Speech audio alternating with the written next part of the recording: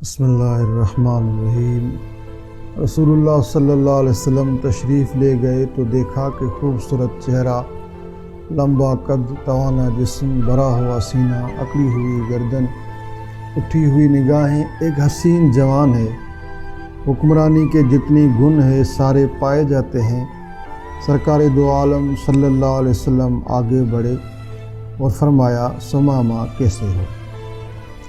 جی ہاں، جو یمامہ کا بادشاہ تھا، جس کے نام حضور اکرم علیہ السلام نے خط لکھا تھا، جس کے لیے حضور اکرم علیہ السلام نے یہ فرمایا تھا کہ جہاں ملے قتل کر دیا جائے، جس کے لیے کھانا اور دودھ حضور اکرم علیہ السلام کے گھر سے جاتا تھا، جس نے سب سے پہلے سین کعبہ میں بلند آواز سے تلبیہ پڑھا تھا۔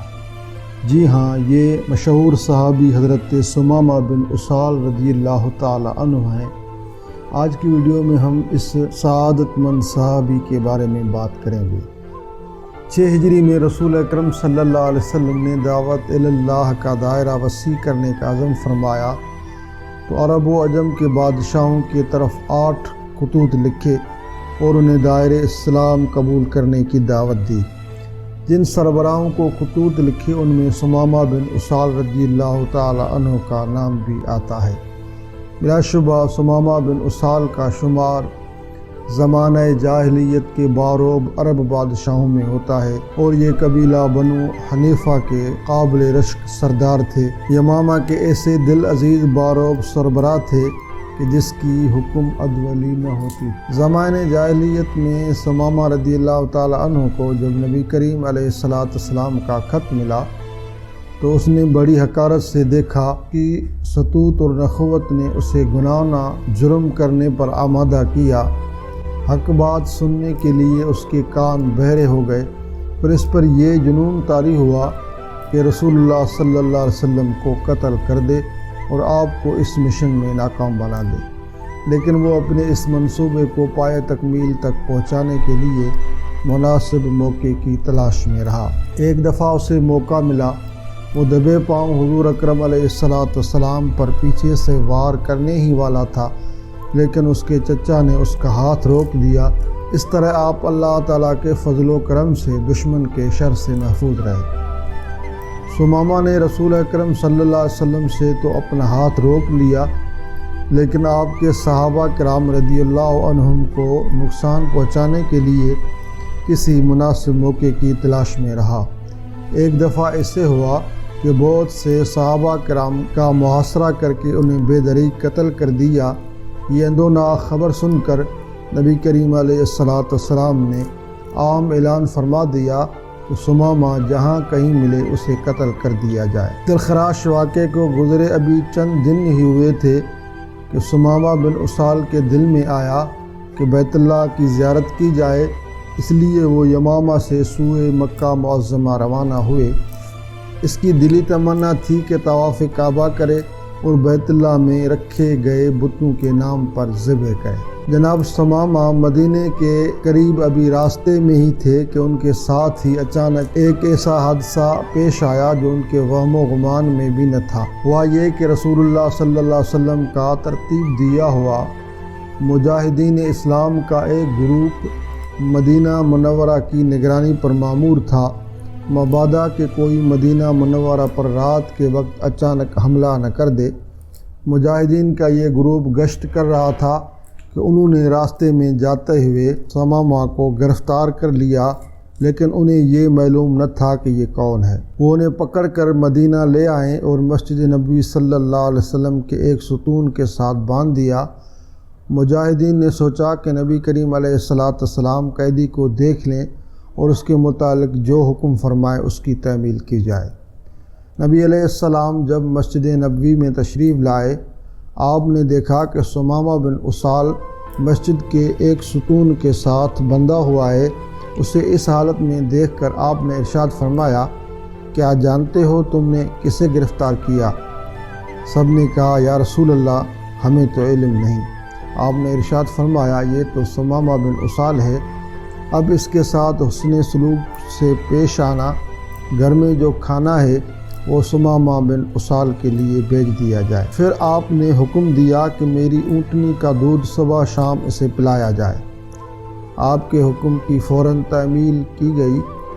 پھر نبی علیہ السلام سمامہ بن اسال کی طرف متوجہ ہوئے تاکہ اسے اسلام قبول کرنے کی دعوت دیں۔ آپ نے بڑے شفیقانہ انداز میں دریافت کیا، سمامہ کیا رائے ہے؟ انہوں نے جواب دیا، بہتر ہے اگر آپ مجھے قتل کر دیں تو یقیناً ایک ایسے شخص کو قتل کر دیں گے جس نے آپ کے صحابہ کا خون بہایا۔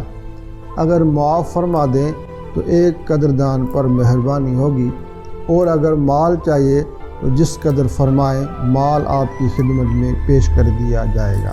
رسول اللہ صلی اللہ علیہ وسلم تشریف لے گئے اور انہیں 2 دن تک اسی حالت میں رہنے دیا، لیکن کھانا پانی اور دودھ باقاعدگی سے انہیں ملتا رہا۔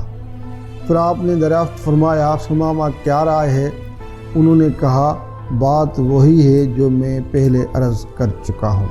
رسول اللہ صلی اللہ علیہ وسلم نے پھر اسے اسی حالت میں رہنے دیا اور تیسرے دن تشریف لائے اور دریافت فرمایا، اب تمہاری کیا رائے ہے؟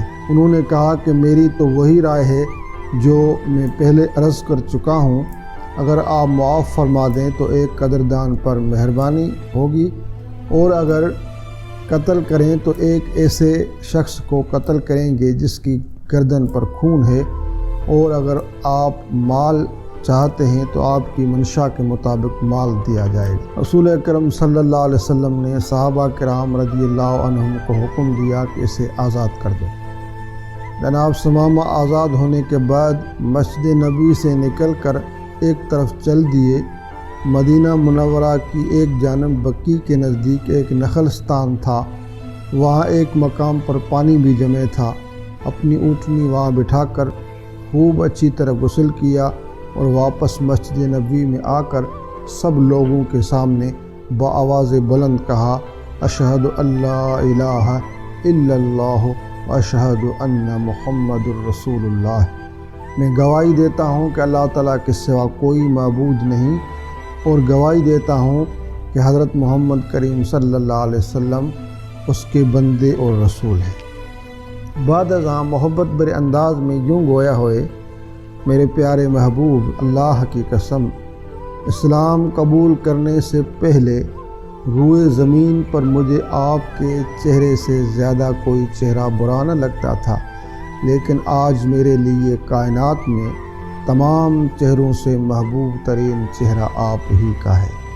اللہ کی قسم، آج سے پہلے آپ کا یہ شہر دنیا کے تمام شہروں سے زیادہ برا معلوم ہوتا تھا، اور آج یہ مجھے تمام شہروں سے زیادہ محبوب دکھائی دیتا ہے۔ پھر اس کے بعد درد بھرے لہجے میں عرض کی، یا رسول اللہ، مجھے انتہائی افسوس ہے کہ میں نے آپ کے صحابہ کا بے دریغ خون بہایا، بھلا میرے اس جرم کا مداوع کیسے ہوگا؟ یہ سن کر نبی کریم علیہ السلام نے ارشاد فرمایا، سمامہ گھبرائیے نہیں، اسلام پہلے سب گناہوں کو مٹا دیتا ہے۔ اور آپ نے اس خیر و برکت کی بشارت دی جو اللہ سبحانہ و تعالی نے اسلام قبول کرنے کی بدولت اس کے نصیب میں لکھ دی۔ یہ سن کر سمامہ بن اسال رضی اللہ تعالی عنہ کا چہرہ خوشی سے تمتما اٹھا اور یوں کہنے لگے، اللہ کی قسم، میں نے اپنے زمانہ جہالیت میں جس قدر مسلمانوں کو قتل کیا ہے، اس سے دوگنا زیادہ مشرکوں کو تحت کروں گا۔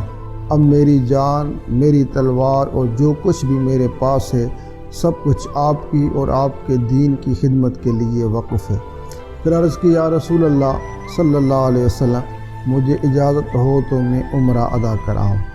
نبی کریم علیہ السلام نے فرمایا، عمرہ ضرور ادا کریں، لیکن اسلام کی تعلیمات کی روشنی میں، اور آپ نے انہیں عمرہ ادا کرنے کا طریقہ بھی سمجھا دیا۔ حضرت سمامہ اجازت ملنے کے بعد عمرہ ادا کرنے کے لیے روانہ ہو گئے۔ مکہ معظمہ پہنچ کر آپ نے بآواز بلند یہ کلمات کہنے شروع کر دیے، لبیک اللہم لبیک، لبیک لا شریک لک لبیک، ان الحمد والنعمت لک والملک لا شریک لک۔ حاضر ہوں الہی، میں حاضر ہوں، حاضر ہوں تیرا کوئی شریک نہیں، میں حاضر ہوں، سب تعریفیں اور نعمتیں تیری ہے اور حکومت بھی تیرا کوئی شریک نہیں۔ حضرت ثمامہ بن اسال وہ پہلے مسلمان ہے جو مکہ معظمہ میں بآواز بلند تلبیہ کہتے ہوئے داخل ہوئے۔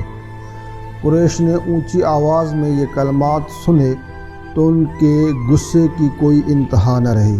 سب لوگ تلواریں ہاتھوں میں لیے گھروں سے باہر نکل آئے تاکہ اس کو گرفتار کر سکے جس نے مکہ آ کر ان کے عقائد کے خلاف بانگ دہل کلمات کہنے کی جرت کی۔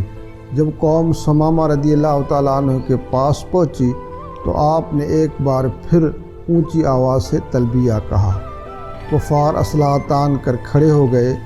قریش میں سے ایک نوجوان نیزہ لے کر آگے بڑھا تاکہ آپ پر حملہ آور ہو، لیکن دوسروں نے اس کے ہاتھ پکڑ لیے اور کہا، ارے تم نہیں جانتے ہو یہ کون ہے؟ یہ تو یمامہ کا بادشاہ ثمامہ ہے۔ بخدا اگر تم نے اسے کوئی تکلیف دی تو اس کی قوم ہماری اقتصادی امداد بند کر دے گی اور ہم بھوک مر جائیں گے۔ قوم نے یہ سن کر تلواریں نیام میں ڈال لی اور حضرت ثمامہ رضی اللہ تعالیٰ عنہ سے محو گفتگو ہوئے۔ کہنے لگے، ثمامہ تجھے کیا ہوا؟ کیا تم بے دین ہو گئے ہو؟ کیا تم نے اپنے آباء و اجداد کے دین کو چھوڑ دیا؟ آپ نے فرمایا، میں بے دین نہیں ہوا بلکہ میں نے تو عمدہ دین اختیار کر لیا ہے، اور فرمایا، رب کعبہ کی قسم، اب سرزمین نجد میں سے اس وقت تک تمہارے لیے گندم کا ایک دانہ بھی نہیں آئے گا جب تک تم میرے پیارے محمد صلی اللہ علیہ وسلم کی اطاعت اختیار نہ کر لو گے۔ حضرت ثمامہ نے قریش کے سامنے بالکل اسی طرح عمرہ ادا کیا جس طرح رسول اللہ صلی اللہ علیہ وسلم نے انہیں تعلیم دی تھی۔ عمرہ ادا کرنے کے بعد اللہ کی راہ میں ایک جانور قربان کیا اور اپنے ملک کی طرف روانہ ہو گئے۔ وہاں پہنچ کر سب سے پہلے یہی حکم صادر کیا کہ قریش کی اقتصادی امداد بند کر دی جائے، اور آپ کے حکم کی تعمیل کرتے ہوئے قوم نے اہل مکہ کی اقتصادی امداد روک لی۔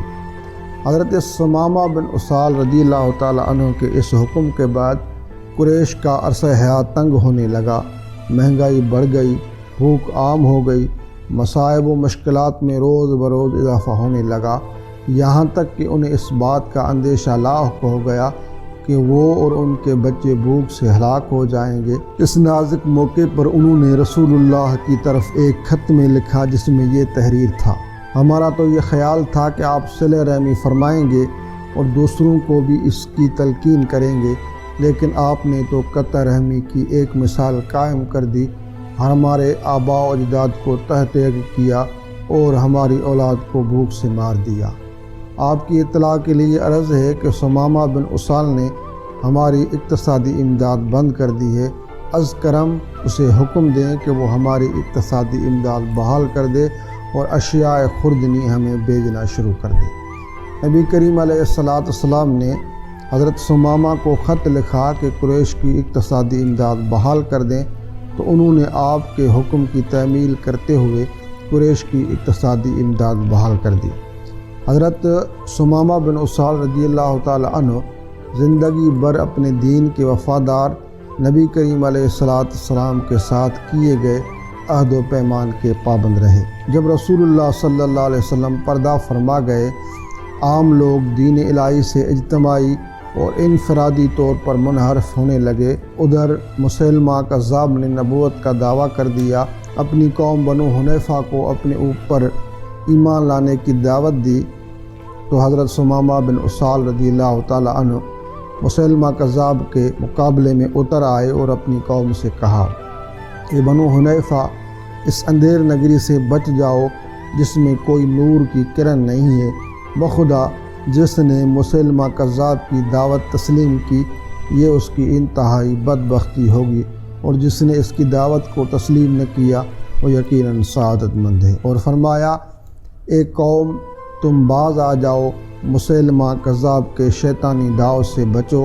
تم اس بات کو اچھی طرح جان لو کہ حضرت محمد صلی اللہ علیہ وسلم اللہ کے سچے رسول ہے، اور آپ کے بعد قیامت تک کوئی نبی نہ آئے گا اور نہ ان کی نبوت میں کوئی شریک ہے۔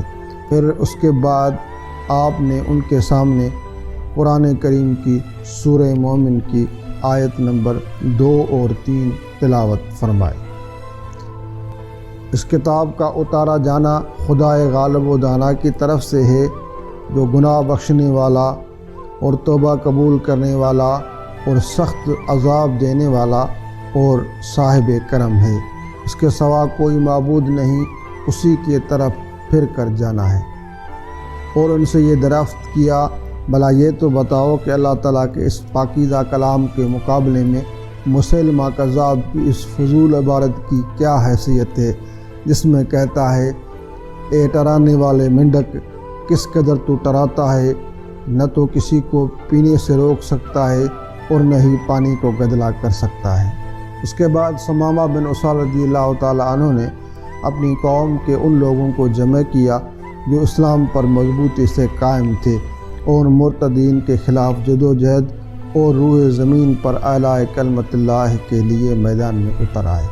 اللہ سبحانہ و تعالی حضرت ثمامہ بن اسال رضی اللہ تعالی عنہ کو اسلام اور مسلمانوں کی جانب سے جزائے خیر عطا فرمائے۔ رضی اللہ عنہم ورضوا عنہ۔